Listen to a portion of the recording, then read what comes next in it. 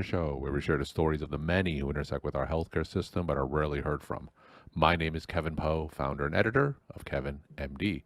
Rate and review the show at kevinmd.com/rate. Subscribe at kevinmd.com/follow. Today we welcome back on the show Jillian Riegert. She is an oral medicine specialist and radiation oncology research fellow. Her KevinMD article today is I Risked My Career to Save My Life. Jillian, great to see you again. It's so nice to be here, Kevin. Thank you for having me. So we'll get into your article in a little bit, but for those who didn't get a chance to listen to our first episode together, just briefly share your story and journey to where you are today. Absolutely. Yeah, my story in the beginning, I know it definitely won't go all the way back to undergrad, but starting kind of what is pertaining to the article we'll be talking about is I started my career going into a fast track into dentistry. And during dental school, I learned it wasn't quite the best fit for me. And my dental school rotated or had individuals from an Air Force base come and rotate to teach us different specialties. And I really gravitated towards the oral surgery officers. And so I held on to dental school thinking, maybe I'll be happier when I become an oral surgeon. And specifically was very interested in becoming an Air Force oral surgeon. Mm-hmm. And I was grateful to be selected to go into a 6-year Air Force sponsored oral surgery program. So that helped me get through dental school. And upon commissioning and entering the Air Force, I had started to have some doubts that the career choice I had chosen was the best fit for me. And I had met with the Air Force Oral Surgery Board and explained, when I'm actively engaged in the oral surgery program, I did a sub-intern year. So I'm getting quite depressed because I kind of feel like it's not the best fit for me. And they said, maybe it's just your self-confidence. So again, mentioned the arrival fallacy. I'm just holding on to, okay, well, I'll just stick it out and hopefully it will be better when. And that when was going to be when I entered into my civilian selective program. And so I went into a great program. It's a super great fit for me. Mm-hmm. And that confirmed that oral surgery as a specialty wasn't the best fit for me.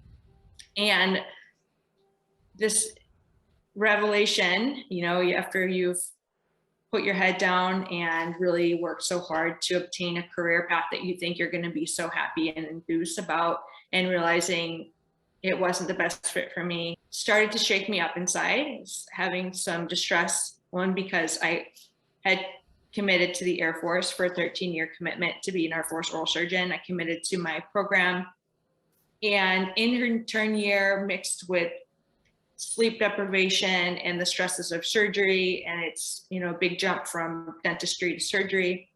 I developed pretty severe depression, and at this time it was 2014, and I thought I was alone in that, and feeling alone, feeling like I was a failure, that I had committed to something that wasn't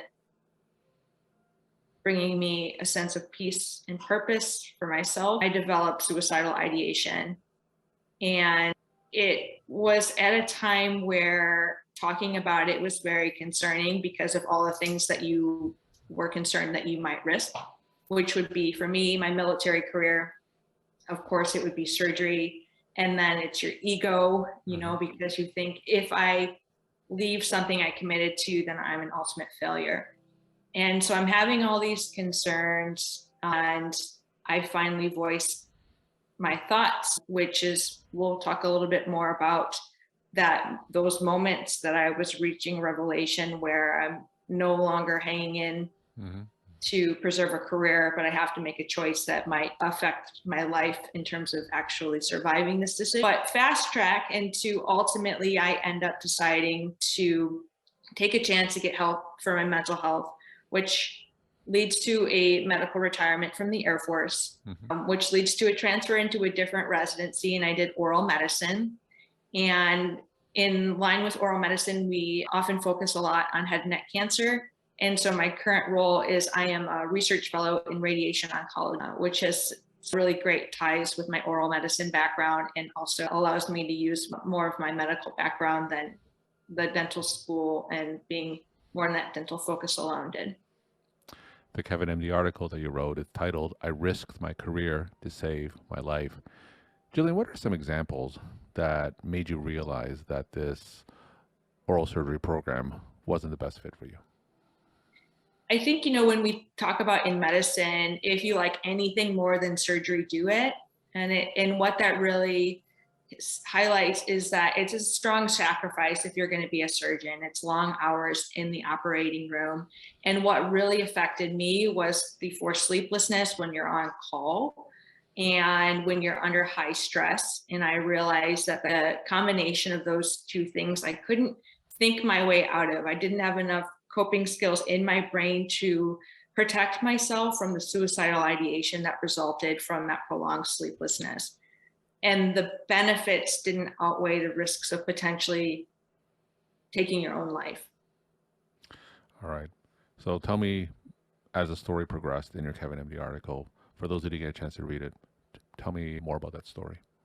Yeah, absolutely. So my story came about when I had read some feedback from a person that lost her sister to suicide and strongly thought it was most likely a component of sleep deprivation. And I thought, you know, we do talk a lot about physician suicide. We do talk a lot about, I should say a lot, but we talk about it. It's now getting out there. Mm-hmm. I found that I was struggling to find the details on why people think that physicians are under so much distress from a personal story. And we can talk about some moral injury. And for me, some things that were hitting home were that forced sleeplessness. Like, I think that person made the decision because they were lack of sleep. And I was like, that was exactly right. When I was not sleeping, my thoughts felt like they were not my own. And I felt like that was such a strong component of what was contributing to my own suicidal ideation that I really wanted to get that out there, because that's something that we can focus on as an outcome to improve, is how can we help create an environment where residents, physicians, and everybody that is starting to have some burnout and suicidal ideation can get very well rested. How can we focus on that as a top priority? Mm-hmm. So you went from a point where you realized that oral surgery wasn't the right fit for you to leaving the program. Now, I'm sure there were steps in between those 2 points. So tell me about some of the steps in between.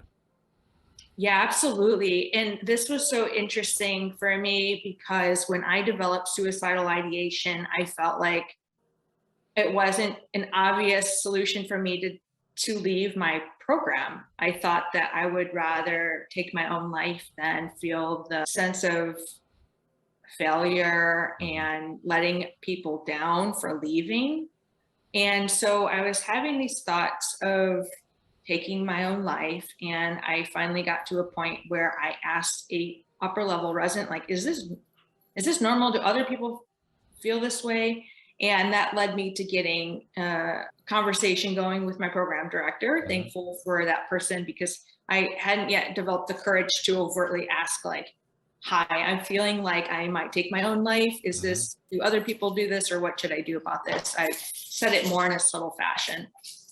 And that led me to getting help from a psychologist who framed, you know, I was thinking out loud, how can I stay in this program? He's like, what if you don't have to? Mm-hmm. Like, what would it mean to leave? And I'm like, that's not even an option I've considered. Mm-hmm.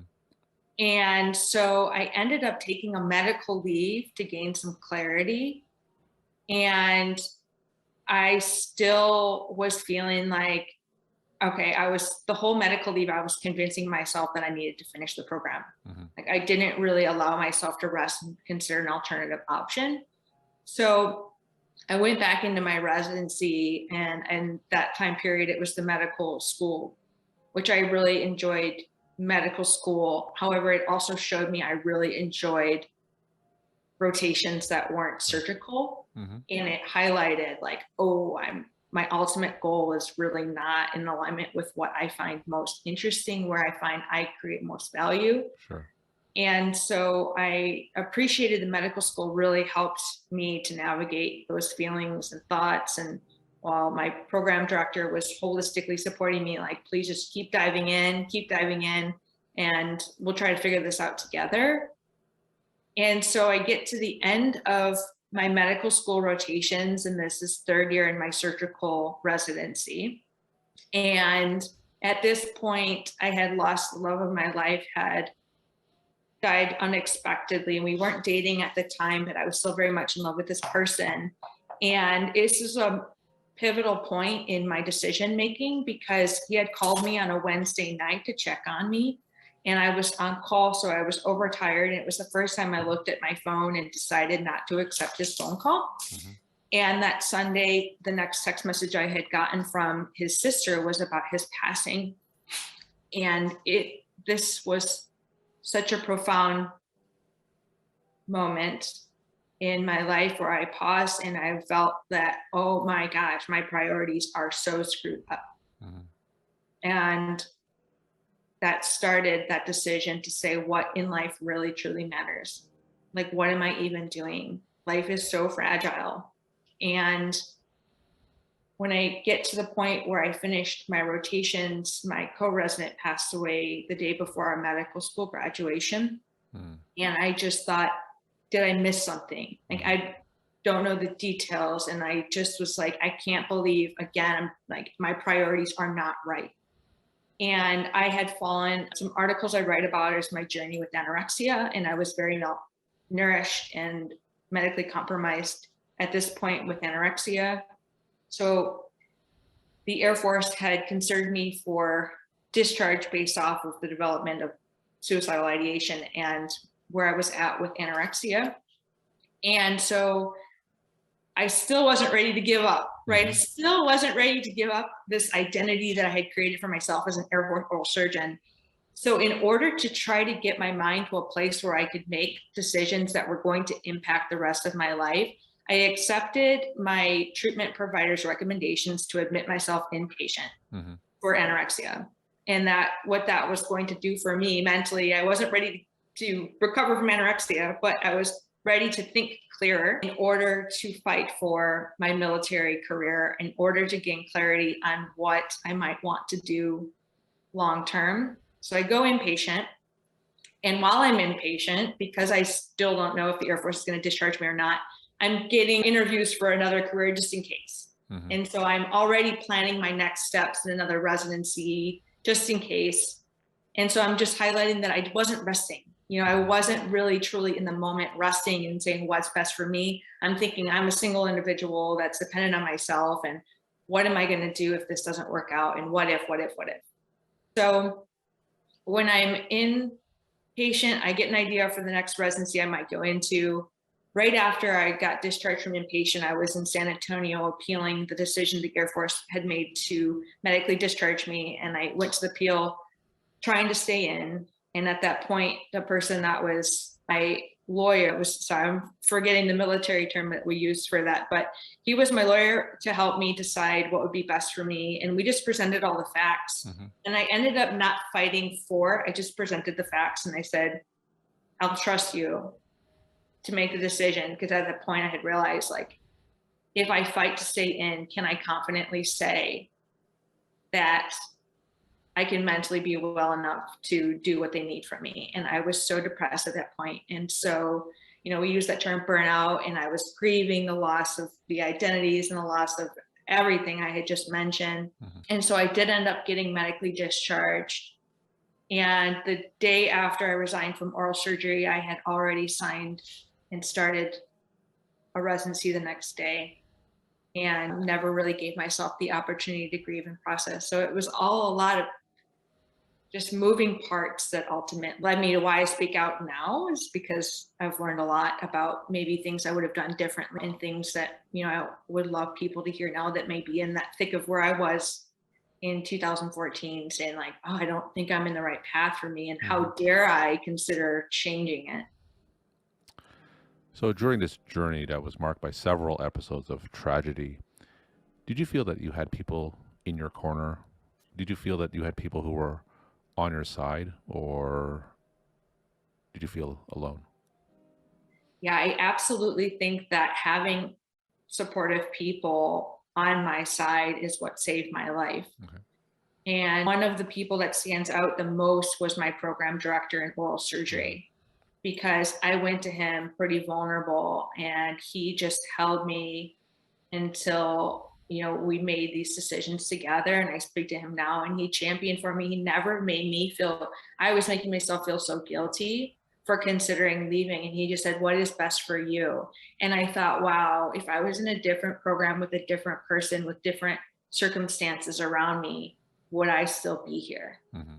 And, it just makes me express gratitude all the time for his gestures. We're talking to Jillian Riegert. She's an oral medicine specialist and radiation oncology research fellow. She wrote the KevinMD article, I Risked My Career to Save My Life. Jillian, you mentioned that you learned so much during this difficult journey that you want to pass on to others who may be along the similar path. So what are some of the main things that you want to pass on to those who may be undergoing something similar? Yeah, absolutely. Well, one thing is the impact of sleep deprivation. And when I really was not rested and having thoughts that I cannot believe I ever had, that was such a significant factor. Hmm. And so I would really say, like, how can I prioritize rest? Another thing, it was very hard to make very concrete decisions, not only when sleep deprived and very depressed, but while in the depth, in the trenches per se. So removing myself from the environment helped me to gain clarity, and also just having that self-compassion to say, I made the decision to enter Air Force oral surgery with the information I had at that time. And I'm now making the decision to leave with the information I have gained ever since. And my final question, what are some of your take-home messages that you want to leave with the KevinMD audience? I think it's so important. When I made my initial career decisions, I strongly was impacted by external cues and that constant need for validation externally. And I never found it, with the degrees I have, nothing ever helped me to find value. And it wasn't until I turned within that I started to really cultivate a sense of worth. And it's something I'm still working on, but just to know that if you're seeking external validation and credentials in order to feel that your worth is something, it's so important to pause and to realize that's not the place to look. The place is to really say, hey, I am intrinsically worthy. And what does that mean? And to look within. Jillian, thank you so much for coming back on the show, sharing your story, time, and insight. Thank you so much for having me, Kevin.